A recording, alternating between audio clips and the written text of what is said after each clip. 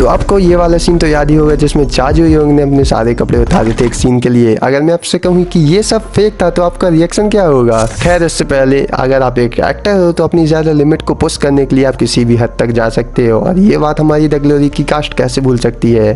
Specially moon Dong उन, जिसको perform किया था सॉन्ग कियो ने। उन्होंने अपनी रिसेंट इंटरव्यू में अपनी वेट लॉस जर्नी के बारे में कहा कि कैसे उनको अपने वेट लॉस करना पड़ा था, क्योंकि इससे पहले उन्होंने ऐसा कभी भी नहीं किया था एक रोल के लिए। तो इस टाइम उनको काफ़ी चैलेंजिंग लगा था एक वेट लॉस करने के लिए, और उन्होंने इसके लिए काफ़ी ज़्यादा मेहनत भी की थी। आपको वो सीन याद है जब वो हम सबको और डॉक्टर जू को अपने स्कार्स बताती है कपड़े उतार कर?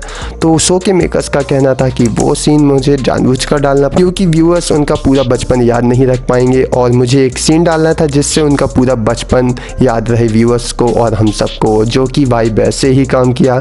मैं जब भी ग्लोरी की बात करता हूँ या उसके बारे में सोचता हूँ तो वो सीन जरूर इंक्लूड होता है मेरे मन में, और उससे उनका पूरा बचपन आ जाता था याद। तो ग्लोरी द टीम, आपने बहुत अच्छा काम किया वो सीन डाल के, और वो था भी बहुत ट्रॉमेटाइज। और अब जब बेस्ट सीन की बात कर ही रहे हैं तो आपको ये वाला सीन तो याद ही होगा जब योनजेन ने मून डोंग उनको थप्पड़ मारा। तो ऐसे सीन ज़्यादातर के ड्रामाज में फेक होते हैं, पर द ग्लोरी की कास्ट ने कुछ रियल सोचा। उनका कहना था कि तुम्हें असली में स्लैप मारना होगा एक दूसरे को, और ये लोग एक दूसरे को स्लैप मारने भी लगे, और इन द एंड उनको आइस क्यूब्स लगाने पड़े और थोड़ा देर रेस्ट करना पड़ा उनको फिर से रिफ्रेश होने के लिए। और मून डोंग उनका कहना था कि वो तो अपनी नेक्स्ट लाइन भी भूल चुकी थी जब उनको थप्पड़ पड़ा। तो जब बात लिमीजियों की आई गई है तो आपको उनका कैरेक्टर तो याद होगा ही, जब भी वो थोड़ा सा भी स्ट्रेसफुल होती थी तो वो एक सिगरेट निकाल के पीने लगती थी। तो उन्होंने अपने रिसेंट इंटरव्यू में कहा कि मुझे एक एक्चुअल सिगरेट पीनी पड़ी थी। जी हाँ, और एक रिपोर्टर जिनका नाम ली जिन हो था उनका कहना था, और उन्होंने अपने इंटरव्यू में बोला कि वो एक एक्चुअल सिगरेट पीने वाली है, ना कि प्रॉप सिगरेट और ना कि हर्बल सिगरेट में। और मैं आपको बता दूं कि ये लोग एक हर्बल सिगरेट का यूज़ करते हैं अपनी शूट के दौरान, पर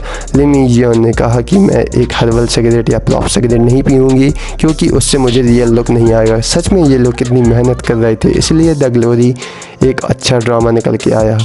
तो अब बात करते हैं चा जो योंग के बारे में, जिनका आप बेसब्री से इंतजार कर रहे थे, जिसके थोड़े से स्टीमी सीन थे जिनके साथ पार्ट 1 में और पार्ट 2 में भी वो नहीं रुकी, उसको अपना चेस्ट शो करना पड़ा था स्क्रीन पे।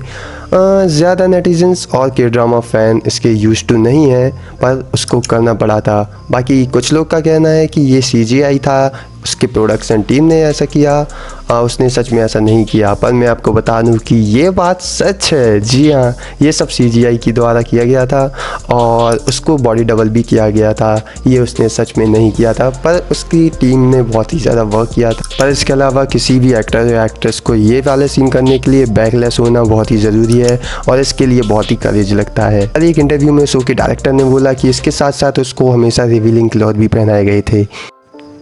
ओके, अब बात करते हैं सारा की। सारा का मुझे रियल नाम तो याद नहीं आ रहा, पर उसका कहना था अपने इंटरव्यू में कि उसने बहुत ही ज़्यादा रिसर्च की थी अपने कैरेक्टर के लिए कि कैसे एक एडिक्टिव व्यक्ति एडिक्टेड बनता है, कैसा उसका माइंड स्विच होता है, मूड स्विंग होता है, और कैसा उसका पोस्चर होता है, और कैसा उसका खाना पीना होता है। और उसके लिए उसको काफ़ी मेहनत करनी पड़ी थी। उसने अपना खाना पीना भी छोड़ दिया था और वाटर इनटेक भी बिल्कुल कम कर दिया था, जिससे उसको चिड़चिड़ाहट होने लगे, और उसने अपना पोस्चर भी बदल दिया था और एक्सरसाइज भी कम कर दी थी, जो कि उसके लिए बहुत ही ज़्यादा कठिन हो गया था बाद में, क्योंकि उसको सच में चिड़चिड़ाहट होने लगी थी। तो ये काफ़ी अच्छी बात है एक एक्टर की। यही थे द ग्लोरी के रूल्स जो उनकी कास्ट को फॉलो करने पड़े थे द ग्लोरी बनाने के लिए। ओके, आपको क्या लगता है, और आप अपना फेवरेट कैरेक्टर भी बता सकते हो। और बस तब तक के लिए बाय बाय।